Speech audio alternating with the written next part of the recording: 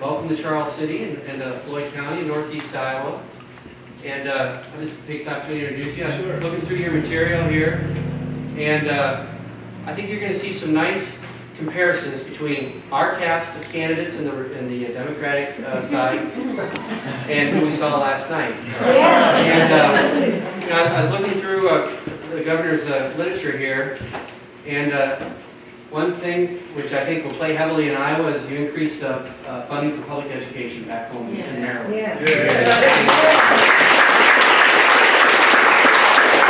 That's something that we tried to do here with very limited success, but we're working on it. And I want to thank you. This is my second time I've heard you speak. I know you're going to say good things, and you're going to represent progressive ideas well. And I'm tickled that we have such a nice group here to hear this. So with that, thank you. Thank you. Let's give it up for Representative Pritchard. Two other things. We have Senator Mary Jo Wilhelm here, our senator. How are you? Good to see you. And one last thing, we have 4 tickets for the Wingding next week, and Susan has 4 tickets for the Wingding if you still want to get it. They're about sold out. I believe you have yours already. So I think I'm part of the entertainment. I might be able to get them at the door. I have never been to the Wingding. And my staff hasn't told me what the Wingding is. What is the Wingding? It's a Wingding. The Wingding? Yeah. Okay. They don't want to give you bad news. Do I have to give a talk there? Do I sing, or what do I do there? You're going to go third. I'm going to go third. Just where you get up on the bale of hay or the soapbox or something? Or is that the state fair? Don't overdo it. That's the state fair. I'm not dreaming that, right? We're going to do that too. Yeah. All right, well, good. It is great to be in Iowa, and I thank you all for coming out. And your town looks great. I was just hearing about what they're doing on this whole block, so that should be exciting. Get people living downtown, working downtown. Where are our proprietors? Are they here? The people that own the place? Yes? No? Maybe? They're not. Well, they just gave you the key. Well, that's Iowa. Well, look, I want to thank you for coming out this evening. And I want to thank you also for what you do for our country by merit of being the first presidential contest in the country of the Iowa caucuses. You all take your responsibility so very seriously. And I know that this being Iowa, you expect to meet each of the candidates who are seeking the Democratic Party's nomination 2, 3, 4, 5, 6, 7, 8 times before you make a decision. And you expect to see us on our good days and our bad days. And that, all kidding aside, is a very serious gift that you give to the rest of us, because people in other states don't get to evaluate the candidates as you get to evaluate them. So thank you for what you do for us. And at a time when it seems like big money's totally rigged the process and the individual vote doesn't matter, here in Iowa it matters. And in New Hampshire it matters. And if I didn't know that, I would not be offering my own candidacy. But I know, because I've seen you time and time again. One of the rules that holds true in the Iowa caucuses, Representative, is that the inevitable front runners, always inevitable, but only up until caucus night, right? And then usually someone emerges, and it's not the candidate who was surging in July. It's someone else who has emerged by spending the time to go from town to town to town and to speak to our national interests. The ideas that actually serve who we are as a people, and most importantly, the sort of country we want to give to our kids. So, my name is Martin O'Malley. I am the former governor of Maryland, former mayor of Baltimore, one of 6 kids, born of Tom and Barbara O'Malley. And my wife, Katie, and I have 4 kids. Grace and Tara are girls. They're 24 and 23. Our boys are 12 and 17. And you may well meet my son, William. He is a very frustrated candidate and campaign manager himself. And he has expert advice for anyone who would run for president. I can assure you of that. So you may see him come to Iowa and talk to all of you soon as well.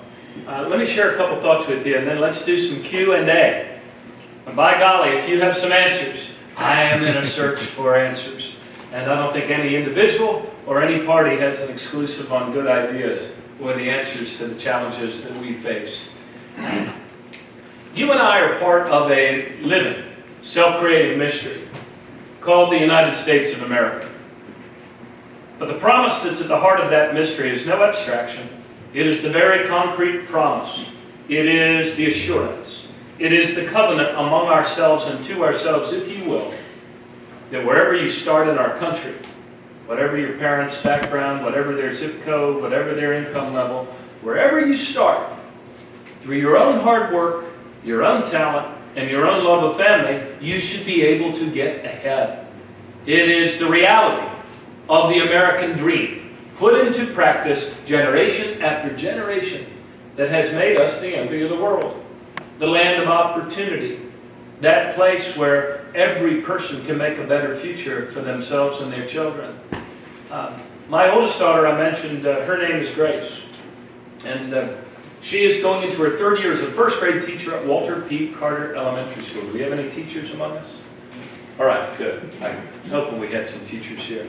Well, Grace returned to her classroom the Monday after her father had announced for president 60 days ago. And a lot of her friends who were teachers were up there on the hill with her when we announced. And when she went back into her classroom, school was buzzing.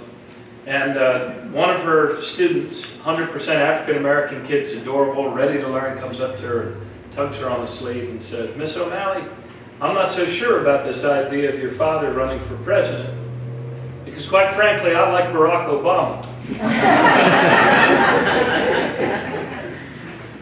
Well, a lot of us like Barack Obama. When the country was this close to sliding into a second Great Depression, we elected a new leader.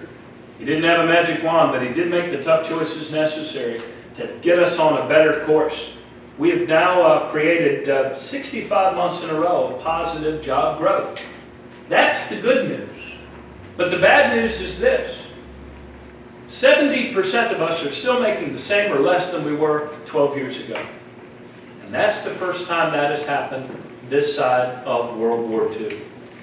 We have seen over the course of the last 30 years, through the practice of trickle-down economics, bad economic decisions that stopped investing in our country's potential, that started doing big tax cuts on top of big tax cuts for the very wealthiest of people, such a concentration of wealth and power in the hands of so few that it is literally taking opportunity out of the homes and the wallets and the neighborhoods of the many. And whenever any nation reaches this point in her history, there's only two paths forward, and only two, and only one of them is good. And that good path is a sensible rebalancing based on the common good we share, based on the belief we share in the dignity of every individual and the dignity of work. It is that sensible rebalancing that Teddy Roosevelt led us to after the Gilded Age.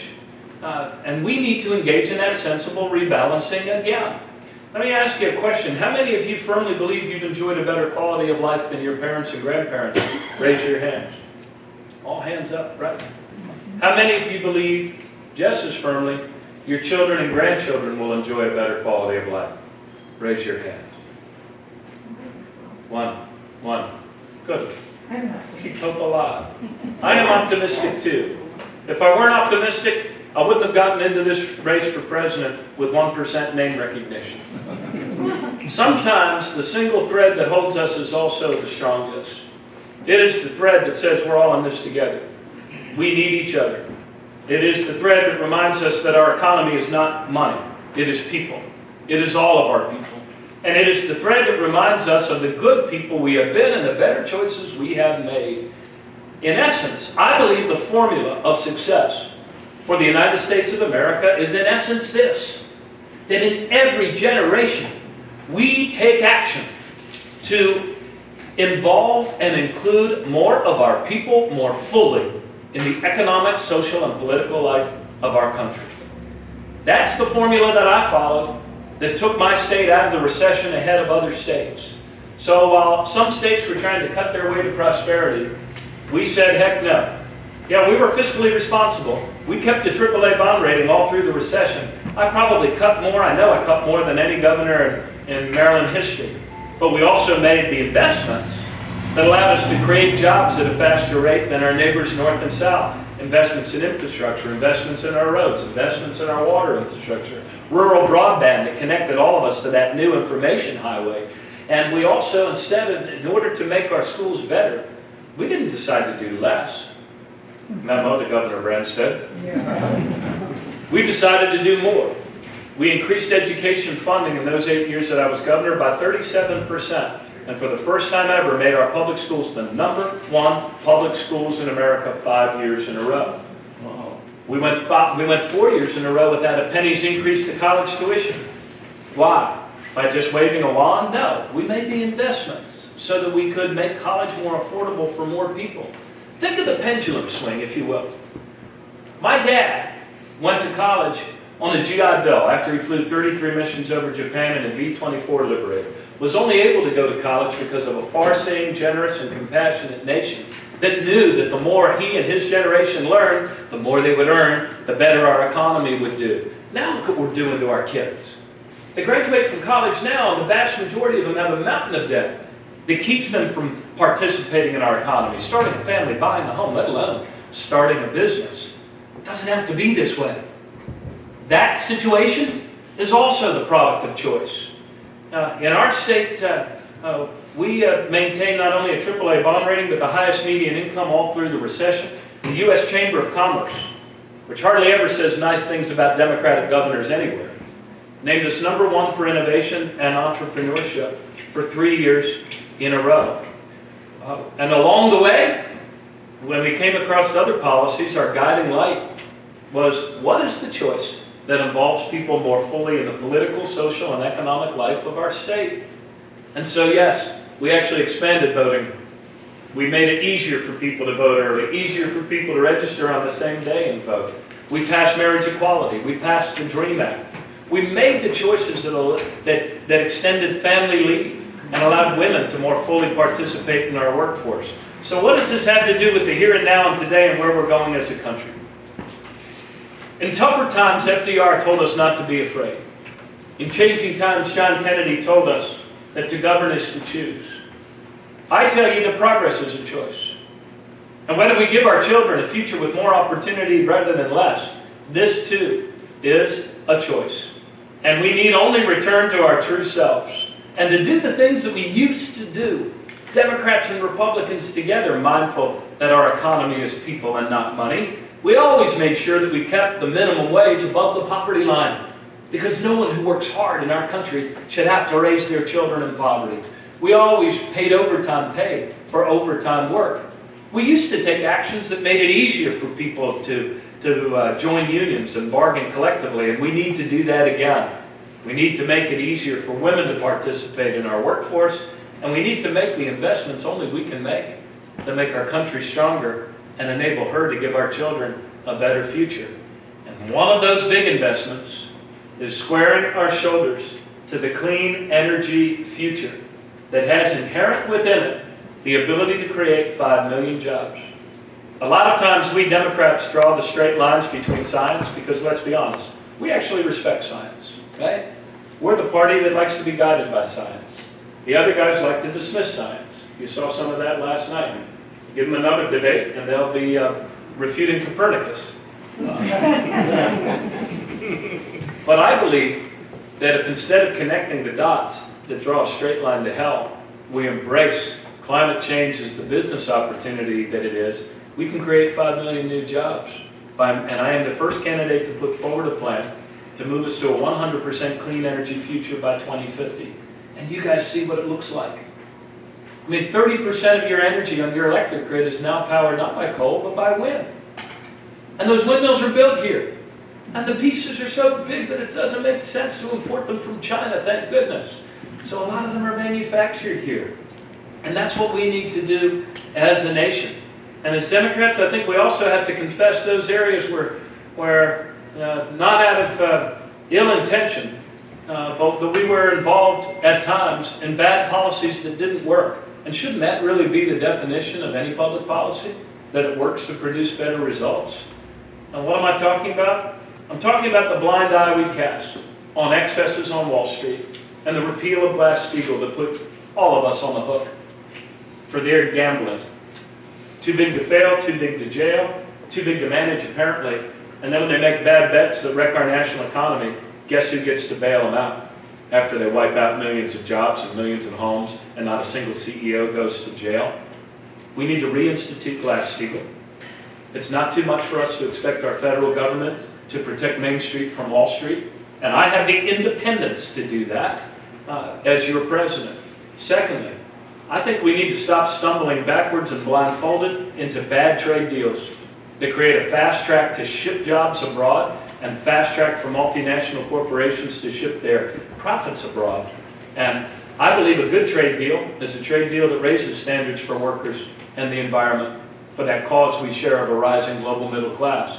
Bad deals for the United States are those that lower standards for workers and lower trade deals. So in conclusion, the great poet laureate of the American dream, Bruce Springsteen, once asked, is a dream a lie if it don't come true, or is it something worse? You and I have the ability to make the American dream real in our time. I mentioned my parents. Tom Brokaw would have often called their generation the greatest generation. But they refused ever to accept that title because they believe that every generation has a responsibility and the opportunity and the capacity to do great things and thereby make their country stronger and give their kids a better future. And that's what we still have the ability to do today. We are a great people. We are a generous and compassionate people. And I know sometimes when you look at how your Congress behaves or your national politics, it can get discouraging, right? But talk to the young people of our country if you want to know where we're headed. I rarely ever meet young Americans who deny that climate change is real or think that their country shouldn't do something about it. I rarely ever meet young people who want to bash immigrants or discriminate against gay couples. We are moving to a much better, a much more compassionate, and a much more generous place. We're at the threshold of a new era of American progress. But truly, progress is a choice. We've got to step through it. We have but need to call upon one another and to put forward the new leadership that can take us forward to that better time and that better place. I'm running for President of the United States for one reason and one reason only, and that is to rebuild the American dream. And I need your help. Thanks very, very much.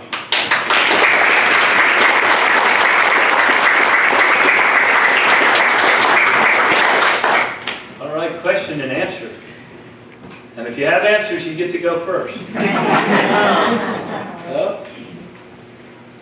I got a question for you. Yes, sir. Say you're on the stage, you're a nominee, you're standing there next to the Republican who happens to be Donald Trump. And the moderator always does this, it's some debate along the way, said, what would you ask your opponent? And what would you ask Donald Trump? And how did a jackass like you get here doesn't count. What would you ask him? Oh my goodness. I guess that's a good question. I guess I would ask him, gosh,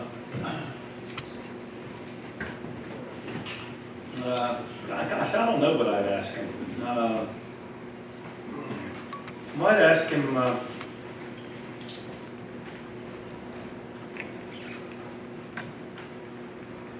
don't know, I might ask him if he thinks we're all in this together, or if he views this as a us versus them world. That's what I might ask him. It might be a little too metaphysical. Maybe I'll ask him. I'm sorry, that was an unsatisfying answer. Ask him if it was really true that Clinton put him up for running.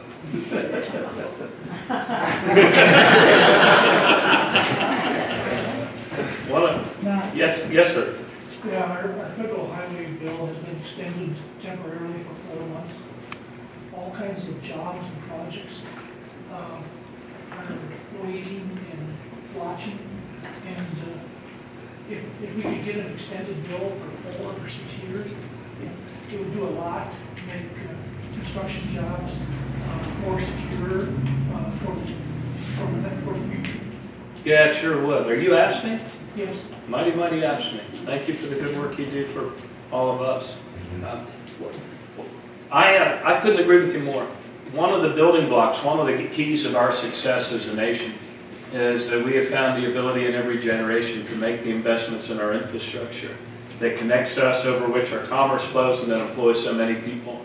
And in our state when I was governor, and I have the lashes to prove it, none of the individual revenue measures we had to pass to make those greater investments were ever singularly popular. But we created the capacity to create 57,000 jobs in transportation projects before I left. One of the things you learn as an executive after 15 years is sometimes the legislature doesn't tell you yes on the first try. And you have to keep going back again and again and again, calling everybody in both parties until you get the right combination of votes together. So we modernized our gas tax, raised it for the first time since 1992. I think the federal government hasn't raised it in a long, long time either. There's no magic way to pay for these things. So I wish I could stand before you and say, we have a clever idea of an infrastructure bank or some other thing. But look, folks, there's no way to build a $100 million bridge for $10 million. I don't care how clever you are. And we need to be able to make the investments to do that. So let's hope that Congress comes together and does it. It's an interesting thing across the country. I think there might be as many Republican governors who have raised the gas tax as there are Democratic governors who have. And in fact, in our own region, it wasn't until our Republican Virginia governor raised the gas tax that I was able to shame our legislature into doing it ourselves. So I agree with you. We need a better way forward than simply living 3 months to 3 months. We need to build things again as a country, including mass transit and the next generation of rail. Yes, ma'am? What do you think could be done about the exorbitant medical costs? I mean, Great question. We pay more than any other nation, and our outcomes are ranked like I think 27th in terms of wellness outcomes. So we need to do better. We're getting kind of the worst of both worlds. We see our costs had constantly gone up for the last 20 years, and it seemed like we were powerless to do anything about it, and our outcomes were coming down. Let me share with you what I think is a model for the country, if I do say so myself, and that is what we're doing in Maryland. There was an article in Business Insider magazine, the title of which was, "There's a revolution going on in healthcare in Maryland and hardly anyone is talking about it." We set the goal of zeroing in on what is the biggest driver of rising healthcare costs, and that is avoidable hospital readmissions. Readmissions? Yes, readmissions from people who suffer from poorly treated and discoordinated care for their chronic conditions of asthma, congestive heart failure, diabetes, and there's a few others. But the way we usually make hospitals profitable, the way hospital CEOs stay solvent at the center of our system, is almost like a hotel chain. The more bed nights they can keep filled, in this case the more sick bed nights they can keep filled in the course of the year, the more money they make. Seems not to be a very good incentive if what we're trying to get is wellness. So thanks to the Affordable Care Act, a number of pieces all came into motion that allowed us to do one very important thing that's getting results. Now that we had everybody covered, or most everybody covered, with preventative care, we already had a rate-setting commission in our state that was designed to spread uncompensated care so that no one hospital became kind of a poor hospital and couldn't stay solvent. And that gave us the big data then to be able to get a waiver from the Obama administration that allowed us to move all 46 of our acute care hospitals away from fee-for-service, and instead we would pay them a global payment for their Medicare and Medicaid patients based on their history, their catchment area. And so, if they reduce the avoidable hospital readmissions, they actually were able to make more money. And that saved Medicare alone $100 million last year. And we believe that we can continue to reduce hospital readmissions so long as the profit incentive at the center of our system is about wellness rather than more sick beds filling up the hospital. And so that's what we've done, and there's nothing that says that other states can't do it. We also put together a really good system of healthcare IT. We duffed it a bit when it came to the shopping exchange, but our system of healthcare IT that allows us to track individual patients with individual identifiers and population health, that actually works really well. And that's been a tremendous tool to increase wellness and drive down repeat admissions. Good question. Sorry I was so long on the answer. Yes, sir. I think sooner or later down the line, for you to be a viable candidate, you're going to have to separate yourself from Hillary Clinton to differentiate. And why should people support you even within the Democratic Party as opposed to Hillary Clinton? Are there some points that you can give us that would help us do that? Sure, I'll try to give you a couple. I mean, we have some important policy differences. One is that I have both the independence and have put forward the policy to rein in the excesses on Wall Street, to reinstitute a modern version of Glass-Steagall, to restore robust prosecutions in order to protect Main Street from excesses on Wall Street and these mega big banks that control now more than half of the banking assets in the country. And I believe that I am different than she is in that I have the independence to actually get that done. Secondly, I am opposed to the Trans-Pacific Partnership. I'm opposed to any trade deal, actually, that our Congress has to vote on a fast-track basis before you and I are allowed to read it. I think that it's a sad day for the United States of America when that's how our so-called representative institutions operate on something as important as trade deals. You all know what happened in that with NAFTA. Maytag used to have a lot of jobs here. And what Whirlpool bought them, they had a place in Mexico. They stopped briefly in Mexico before going to China. I'm all for trade. I've led trade delegations all around the world. But I don't believe the bottom line of what makes an economy profitable is juicing the already very large profits of multinational corporations and making it easier for them to race to the bottom when it comes to how they treat workers and how they treat the environment. But I think the biggest differentiator is this. I have 15 years of executive experience, elected executive experience, at a time in our cities, a big major cities history, when we were flat on our back. I did not run for mayor of Baltimore because things were going well. I ran because we had the worst violent crime and drug addiction problem of any city in America, and we forged a new consensus and put her on a track to achieve the biggest reduction in crime over the next 10 years of any city in America. And then I highlighted some of the things that in my experience as governor we were able to do. And some of them were very difficult. Repealing the death penalty, passing comprehensive gun safety legislation, and the others that I won't repeat. But you learn a certain discipline from being an elected executive. And that is something that Secretary Clinton, who I like and admire and supported 8 years ago, that's experience that she does not have. And then I would say the fourth differentiator is this. I offer a new perspective. It is not grounded in the Cold War, and it is not colored by the 90s. It is a fresh perspective on a new foreign policy that our country needs of collaboration and engagement, a new national security strategy that identifies threats and forges new alliances to reduce them before we're backed into a military corner. I think there are a lot of lessons we haven't learned from these last 14 years when we've had to bury so many of our sons and daughters. One of those lessons that we refuse to learn is that it's a lot harder to build up a stable democracy than it is to topple a brutal regime. And we need to pursue our national interests in the world and do the things that actually encourage and give rise to a global middle class. And there are more ways to do it than at the end of a rifle. Diplomacy, sustainable development, and our own leadership here at home. So those are a few differentiators that I believe. And one of the phrases I've heard all across the country are these phrases. New leadership and getting things done. How can we be this dissatisfied with our national politics and how our national economy is working and return to old leaders? I think both parties, people in both parties, citizens of all affiliations are looking for new leadership. And I best fit that bill. Yes, sir. Tell me what you think the next 2 months will bring forward with the Iranian peace negotiations. What's going to happen? Gosh, I wish I knew. I don't have a crystal ball. I can tell you my perspective on it. Tell me.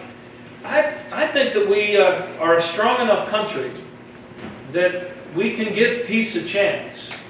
I mean, Ronald Reagan negotiated with the Russians not because they were our friends, but because they were our opponents. And so we put together as a nation, President Obama led, a 6-country coalition to drive the Iranians to the negotiating table in order to prevent them from developing a nuclear weapon through multiple pathways.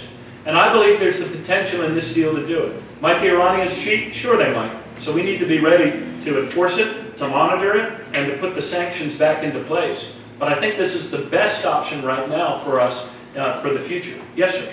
How long will Netanyahu completely undermine our process?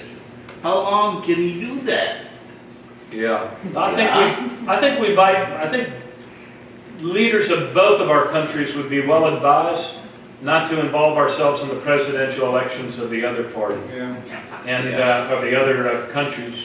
And I can tell you that I am a stalwart, strong defender of Israel's right to defend herself. I believe that, and I know that she is our strongest ally in that region. I've traveled to Israel a few times. But I believe that a peaceful negotiation and preventing the Iranians peacefully from obtaining a nuclear weapon is very much consistent with the security of Israel, and most importantly, in the best national interest, security interests of the United States right now. Thank you. Yes, sir. You talked about 100% clean energy. Do you mean by that no gasoline and no natural gas? And if so, how do you get us off of it? It's not going to. We're not going to do it voluntarily, right? I mean, yeah, this is a massive engineering challenge.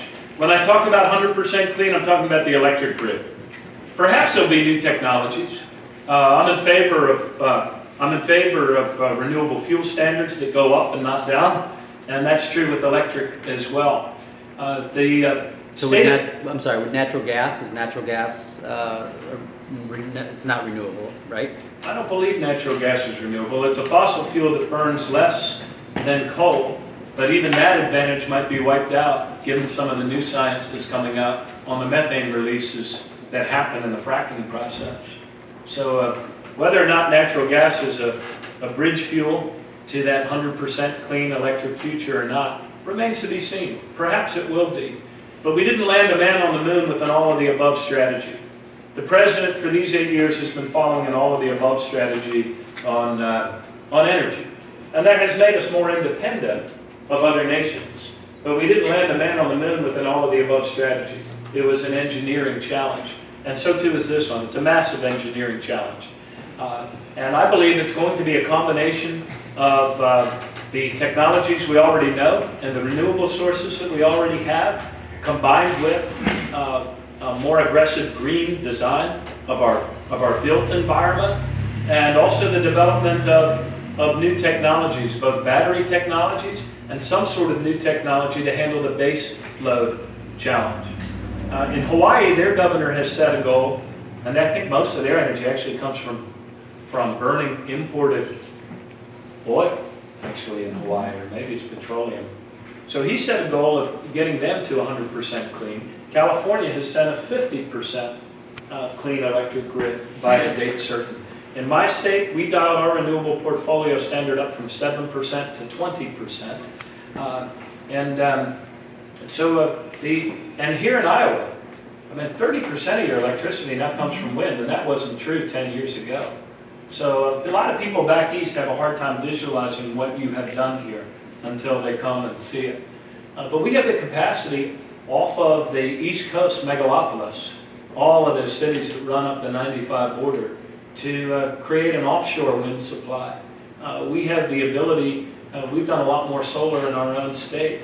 So in terms of baseload, I'm very much open to new technologies, especially the safer nuclear technology like the pebble bed technology, which would also solve our Yucca Mountain problem. You know, the challenge of what do you do with the old, the old fuel when you have it all stockpiling behind the older generation of nuclear plants. Well, this new pebble bed technology would actually use that up, and it cannot melt down like the physics that are involved in those older plants. And that could well be the way to go for baseload, and maybe the federal government pioneers that. We're starting by getting our military bases off of the grid. Yes, sir. Republicans have been trying to get rid of Social Security and Medicare for several years. The last Ryan budget, which every Republican voted for, was to get rid of Medicare and Social Security.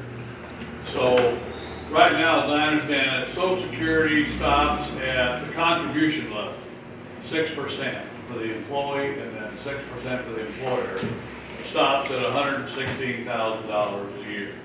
There's a lot of folks in America, privileged few, that are making a lot more than $116,000. Why shouldn't they be asked to pay into Social Security to preserve that, not only for them, people in this room, but their children? Yeah, great question. We need to expand Social Security and not cut it. And where we kick that back young, I'm not sure, but somewhere above 116,000. I think there's a gap there that needs to be crossed before you would put it in. Exactly where it is, I don't know. But Social Security, we used to be told that retirement was a three-legged stool. Remember those good old days? Personal retirement, your employer pension, and Social Security. Now for a lot of us, there's only one leg on that stool. And this is the wrong time to privatize or kick it out. So I'm in favor of expanding it and lifting that cap or reinstating the pay in at some point above 116. I'm not sure exactly where that point is, 250, 500, I'm not sure. Another thing that would help Social Security solvency, as well as remove a drag on wages, is getting 11 million of our neighbors out of the underground economy and passing comprehensive immigration reform so they're on the books and paying into Social Security. Speaking of that, you just came away from watching The Wire. Were you in The Wire? I'm not that guy. No, you had any role in The Wire? I heard you did.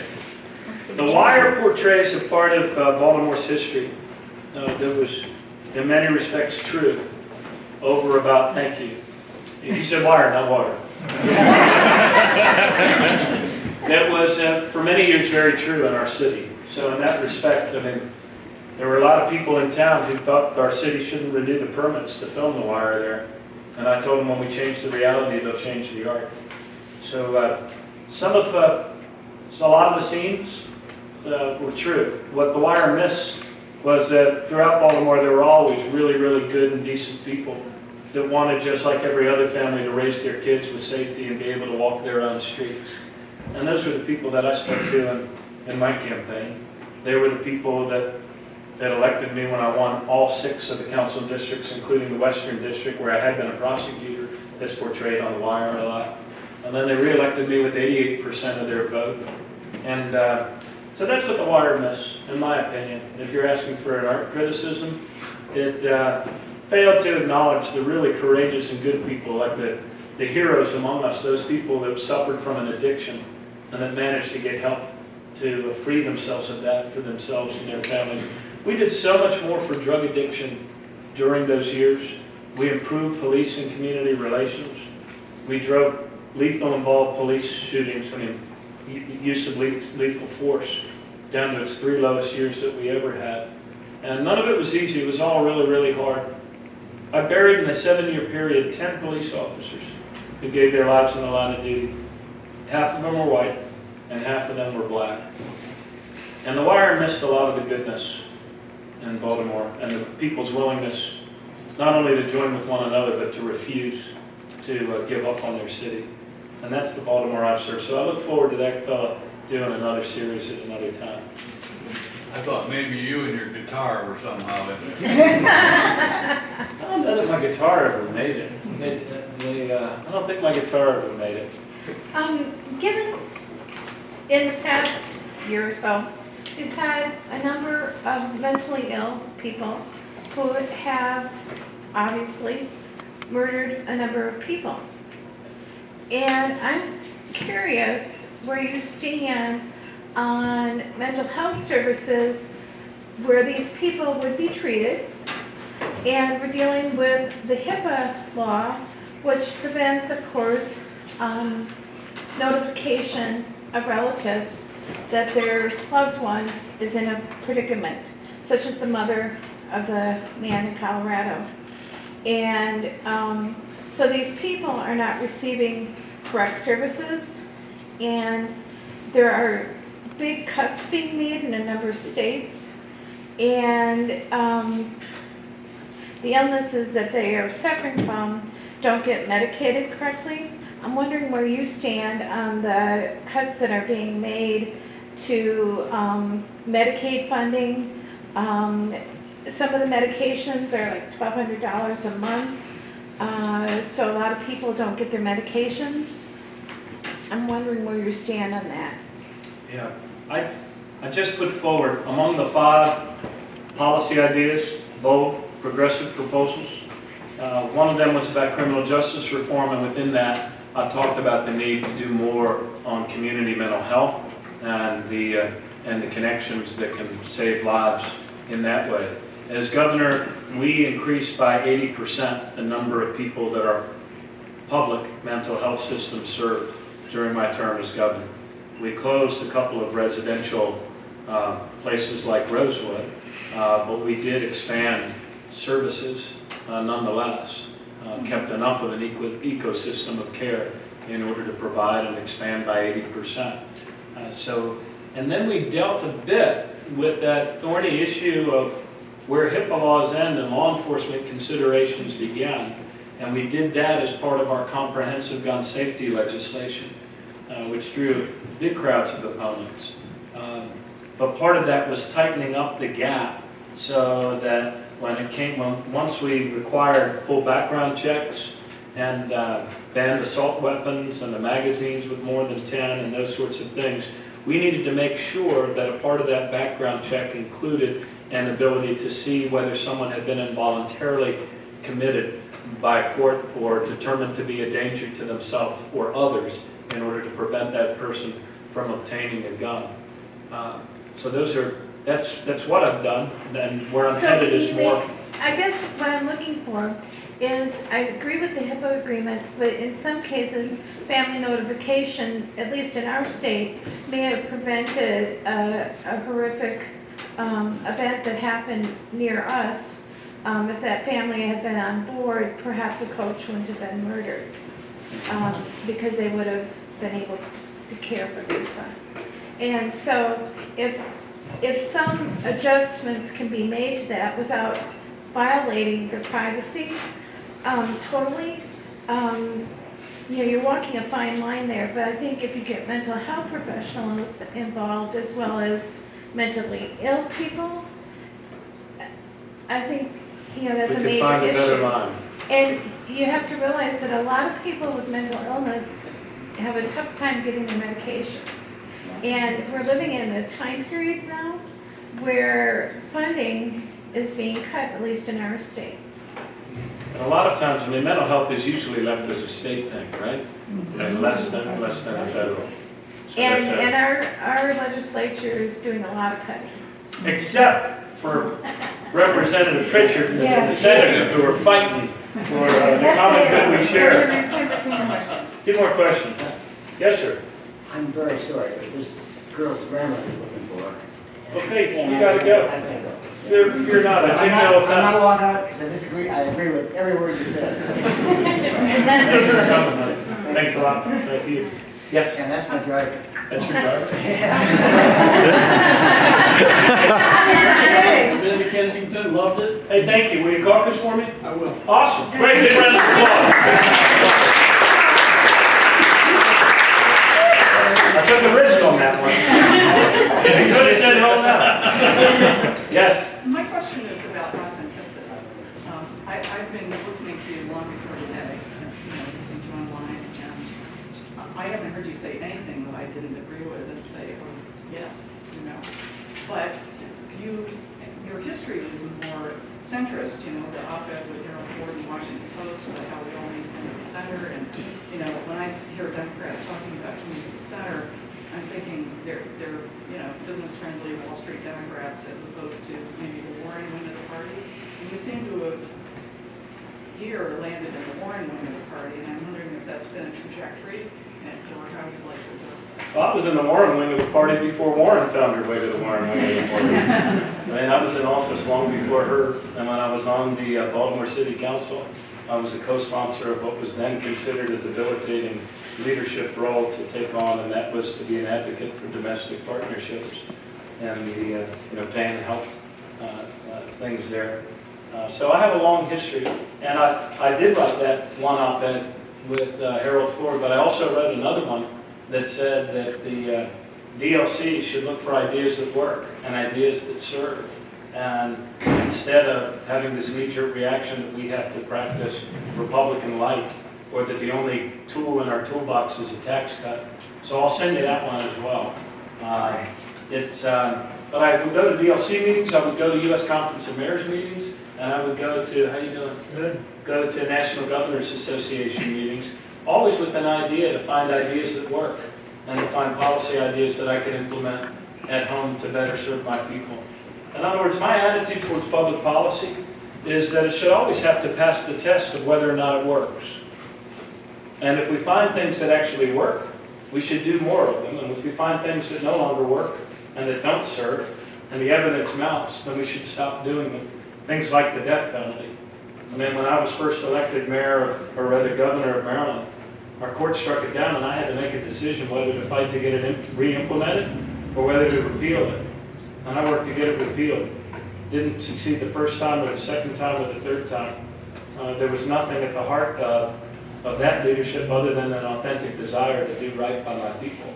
And so I have never been a perfect public servant, but I've always strived to learn every single day what works and what we can do more of. So I'll send you that other op-ed. If you get elected, I don't want you to suddenly start governing as a moderate Republican.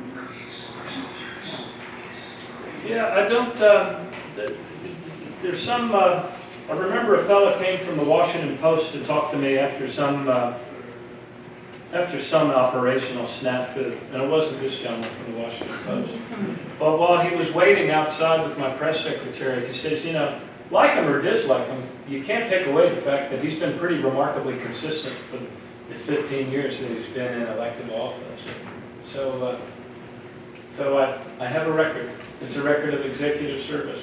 And some people will go and pluck an op-ed with Harold Ford from 12 years ago and say, ooh, he's a knee-jerk centrist.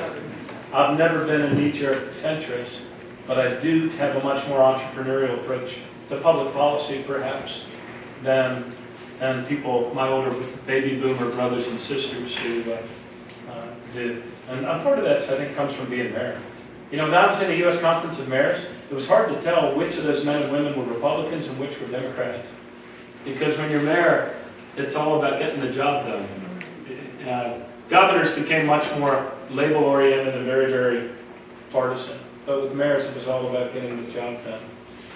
Although some of the governors had a glimmer of Governor, I want to talk about stability and trust, because this is the second time I've driven down from Minnesota to see Winston Des Moines and once here. Oh, thank you. And I'm looking for a president in 15 months I can vote for, that I can trust, and who's stable. I've seen Bernie Sanders twice, I've seen Hillary 3 times. Not so sure one's stable, and not so sure the other is trustworthy. I think that's the big difference that you have. And I don't understand why you're 3%, I think I think you're at about 80% right now.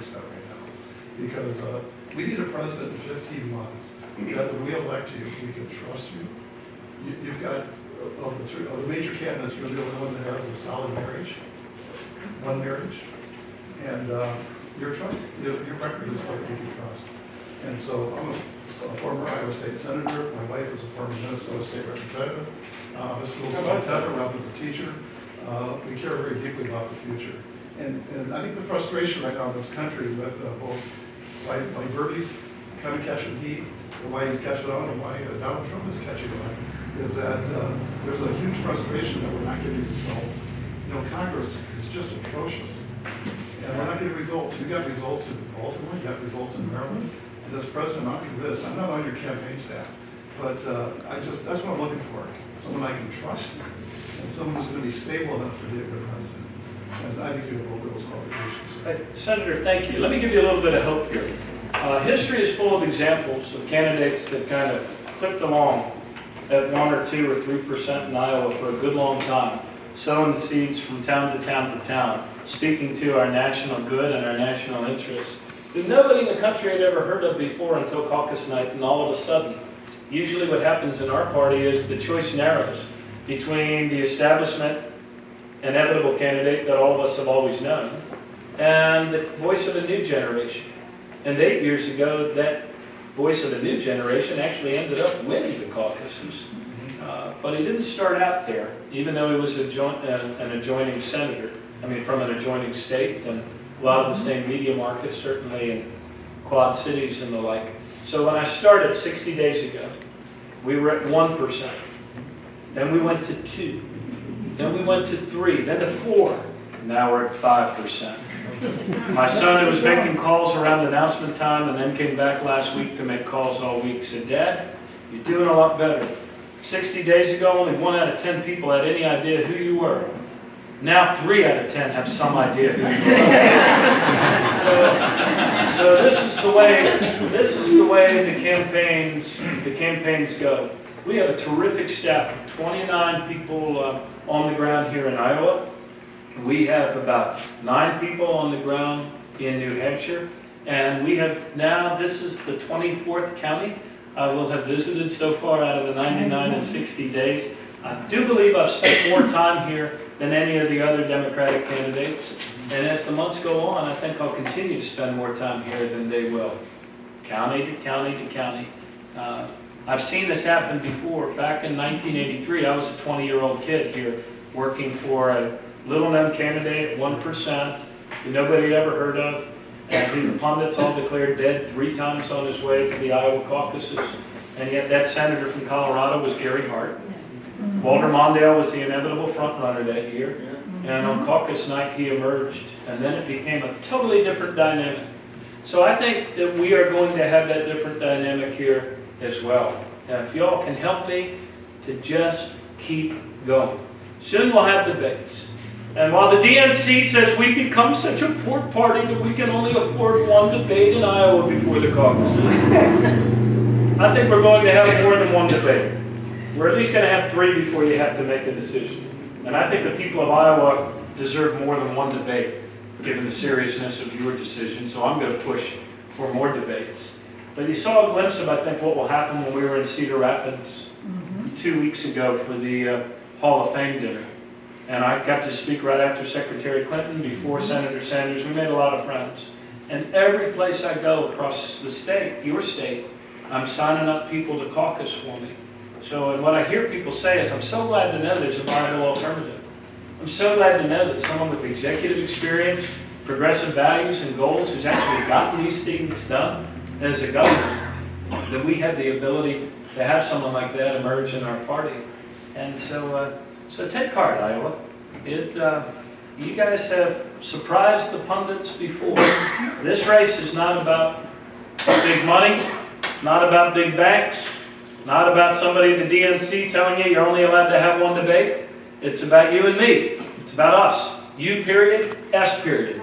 It's about whether we still have the grit, the determination, and the courage as a people to come together and put forward new leadership and take the actions we must to give our kids a better future.